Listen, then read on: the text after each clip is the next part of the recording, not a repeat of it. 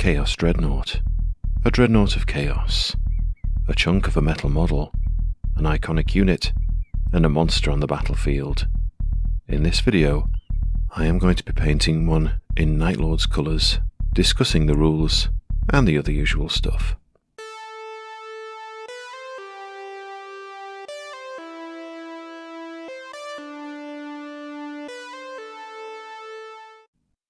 When I was a teenager, this guy was everywhere. I'm talking about the Night Lord's Dreadnought. He would feature in White Dwarf, in codexes, in rulebooks, and he even had a gig as the doorman to a working men's club in town. Chances are, if you think of an old metal Chaos Dreadnought from the 90s, you probably think of this guy, a Night Lord's Dreadnought, armed with a plasma cannon and power scourge.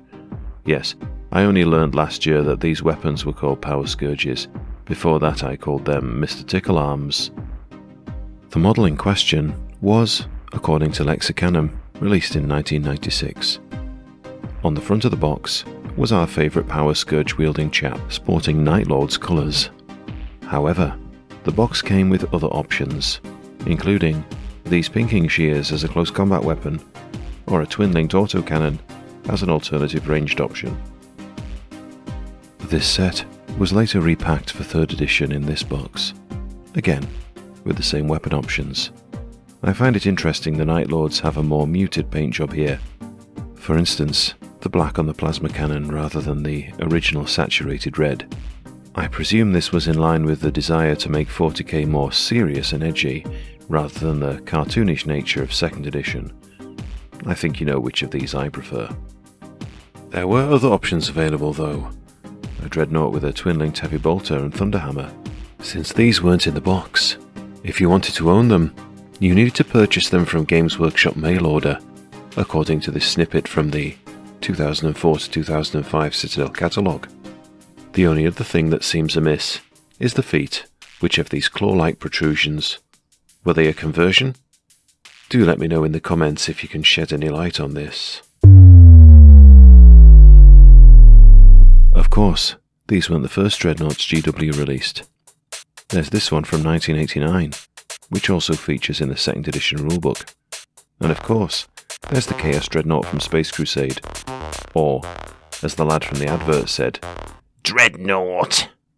We don't tend to use the term Chaos Dreadnought too much anymore. Since 6th edition and the release of this model, Hellbrute has been the term increasingly bandied around. But let's not go there, since it's the classic we are here to adore. One photo of the Chaos Dreadnought that sticks in my memory is this one from the 3rd edition rulebook, marching into battle across an industrial cityscape, flanked by bikes and Terminators. 15-year-old me would have loved a Chaos army as gorgeous as that, as well as a battlefield such as that one to play on. Well, one of those dreams is in the process of being filled, and what better way to bring it closer to realisation than paint a Mr Tickle of my own. Before I start painting properly, I want to thank Mark White for sending this model to me. I am in your debt, good sir. He even gave me a spare weapon option, the plasma cannon, which I could have used to replace the twin autocannons. Such a replacement would have resulted in the same loadout as the box art. However, I am happy with the option Mark has used. I like the idea of the booming rhythm of autocannons as the dreadnought surges towards its foes. The next consideration was stripping. To strip, or not to strip? To strip, surely. But, you know, and here's an unpopular opinion, I don't always strip when repainting models. Sometimes the undercoat and the base coat are thin enough and complementary, and after some deliberation, I decided just to paint over what was already there. Large areas of the model had already been painted metallic, and this was something I was going to do anyway. So it would be a shame to waste time and effort stripping and repainting just to arrive back at a similar place. Anyway, I needed a painting handle of greater mass than this heft of lead alloy, so I adhered it with all the blue tack to my jar of sand from a beach in Northumberland, and with that, the painting could commence. What is a dreadnought? To the uninitiated, dreadnoughts appear to be some kind of gothic walker, a robot perhaps. I dare say, I have erroneously called them so in days of my youth. Indeed, dreadnoughts are walkers, walking weapons platforms, able to dispense destruction at range and close quarters alike. But they are as rare as they are deadly. Ancient technology no longer understood. But who pilots them? They are not just drones for sure. In the heart of a loyalist dreadnought is a space marine, and not just any space marine, a warrior wounded beyond hope of recovery. The body, broken, but the mind, intact. To make him ready to serve again, the warrior is entombed in a dreadnought, to continue to serve his chapter. Such a fate is a great honor for the Imperial Space Marines, given a second chance to serve the Emperor of mankind. But for Chaos Space Marines, being consigned to a dreadnought is punishment, torture, a living death, trapped in a walking cage, where they can no longer see the battle for themselves, or feel the kick of a bolter in their hands. Better to die and find release in the surging maelstrom of the warp, than be imprisoned for eternity in an adamantium shell. It is for this reason that dreadnoughts are utterly psychotic, caught between fear and fury, and with little trace of sanity remaining. Between battles, the trapped soul is disconnected from the dreadnought. Even the walker itself is chained like a beast, lest it somehow begin a rampage through the bowels of one of the raiding starships. Only when battle is afoot are the dreadnought's pilot and weapons loaded, ready to unleash its bloodlust and madness in battle. As you may know, 2nd edition 40k had rules for psychology. Rules which govern the shifting emotions of your warriors on the battlefield. There was more than just their courage at stake, and in the case of the dreadnought, it suffered from the effects of frenzy and stupidity. Of course, these rules couldn't be enforced at the same time. Thus, there was a procedure to follow. At the start of each turn, if enemy models were within 12 inches of the dreadnought, the war machine becomes frenzied and immune to stupidity for the rest of the turn. Frenzied meant it must charge if possible, unless it could pass a leadership test to restrain itself. While frenzied, close combat attack dice are doubled. After combat, follow-up moves must be used to either engage an enemy or get closer to one. If there are no enemies within 12 inches, then the dreadnought must pass a leadership test or suffer stupidity. However, it may still fire in the shooting phase. If the dreadnought is subject to stupidity, roll a d6 in the shooting phase. On a roll of a 2 to 6, it fires all of its weapons at the nearest model in its firing arc. Multiple hits from sustained hits can be spread among targets within 4 inches of the first target as normal. However, if a 1 is rolled, the dreadnought pumps every shot into the nearest model in its firing arc. Friend or foe? Yes, even the bonus hits from sustained fire dice. Talk about a loose cannon. So, this first stage in painting was touching up the metallics. I used gunmetal by Vallejo and applied this mainly to the back of the model, to the exposed pistons and pipes and other greeblies. A black wash afterwards would tone this down if it ended up looking too polished. I like to have at least one step in the paint job that's quick and dirty, so throwing on a load of metallic before the other colours seemed the right choice. The next stage was the blues, the main base colour of this piece. I started by painting a couple of thin layers of Guilliman blue onto the armour panels, and when that was dry, painted the same panels again but with a mix of Guilliman blue and Vallejo flat blue, taking care to leave some of the darker blue showing towards the edges.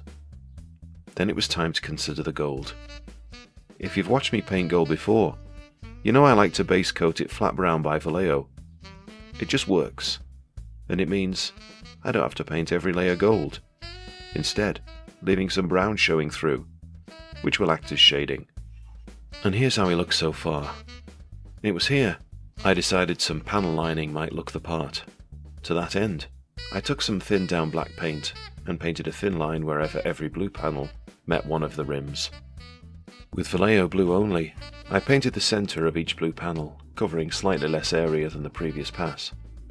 I wanted the edges of the armour to be the darkest as they retreated into the recesses, and the centre spots to be the lightest. It was time for some lightning. With a relatively fine brush, I sketched on the areas where the lightning strikes would be. I had to imagine what the bolts of lightning would look like, and paint an area light blue, which would be in the background on the final piece. I wanted the bolt to be a white jagged line, and the area around it to be light blue, getting progressively darker the further away from the bolt you go. So the next blue was lighter than the first, which I used to fill in the shape I had painted beforehand, leaving some of the previous coat showing. And this is the tricky part. A thin but jagged line with white paint. First, I painted the wavy line, and then I added short arcs branching off this line.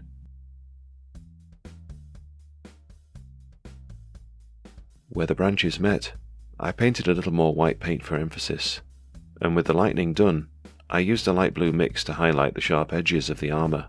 Honestly, I didn't make these highlights stand out as much as I could, because I wanted the lightning to be the standout feature here. Next was the gold. Nothing fancy here, just my usual metallic dwarven gold painted on all the parts where that brown was before, including the feet.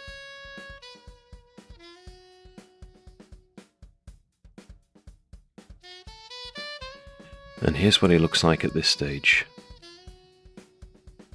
Time for the reds. The claws of his tickle arm, or power scourge, were first painted Mephiston red. This was also applied to some portion of the autocannons. The reference picture I was using also had these structures on the top of the torso, which are auto-launchers. These were painted red too, along with some of these lenses sticking out from the melee arm. Like many Chaos models, this has its fair share of pipes. Some of these I left metallic, but others I painted Incubi Darkness. This is a base colour, and I'll add something on top of it later. When the reds were dry, I added a coat of dark vermilion just to brighten them up a bit.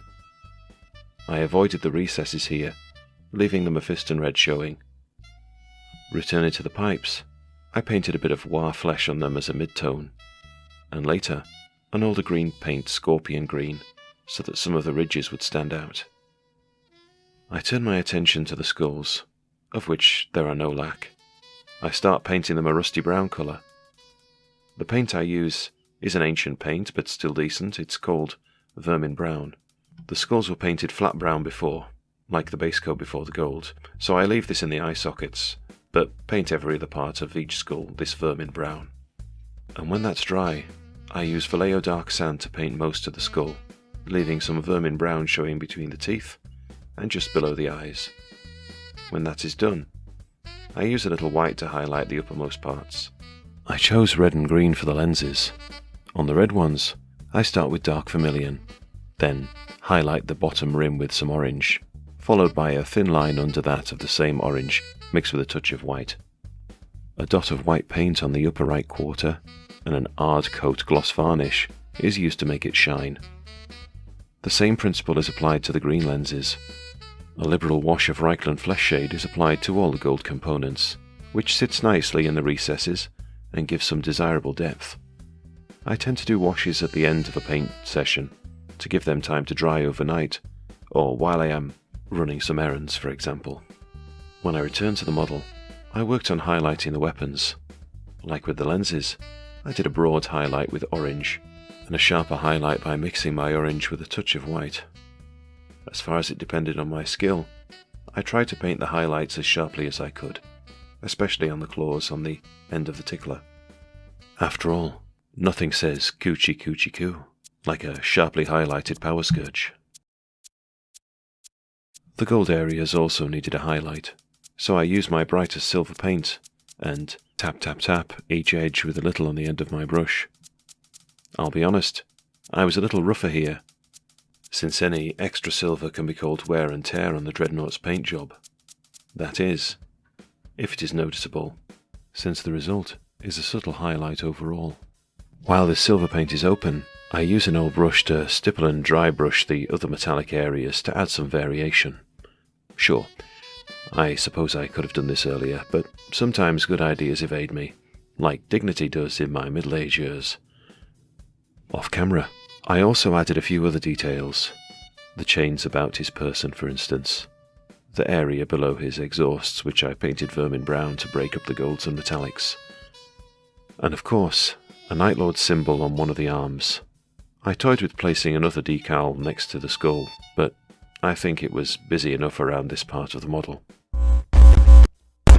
While Imperial Space Marines had to pay a Tech Marine tax to take support vehicles, Chaos Forces were a bit more loosey-goosey and didn't have to take that option. Dreadnoughts enjoy a decent array of weapon options, and 2 pages of wall-to-wall text are given over to describing them in the Codex. Rest assured, I have digested this information, so you don't have to.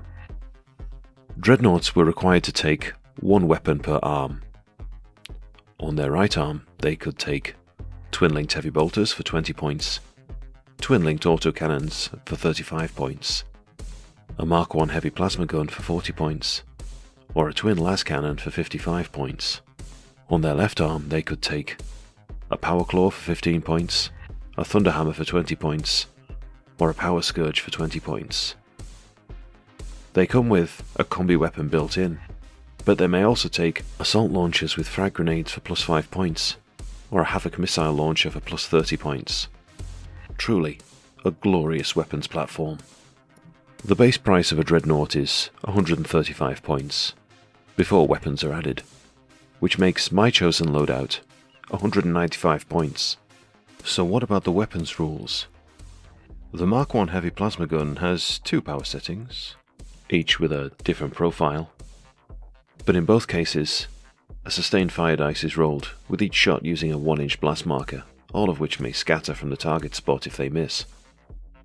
Missing and rolling a hit-miss-fire combination on the scatter dice, or rolling a jam during maximum fire, will lead to a catastrophic coil burnout, which requires a roll on the damage table of the data facts. Base case scenario, the arm is partially paralysed. Worst case scenario, the whole thing explodes. Regardless of the outcome, all models within D3 inches take a strength 5 hit with a -2 save modifier to represent the plasma spitting on them like some kind of nuclear camel. Provided the Dreadnought doesn't destroy itself, using the max fire mode means it needs to wait a turn before firing again so it can recharge. But you do get a bonus of improved strength, damage, and a deadlier save modifier.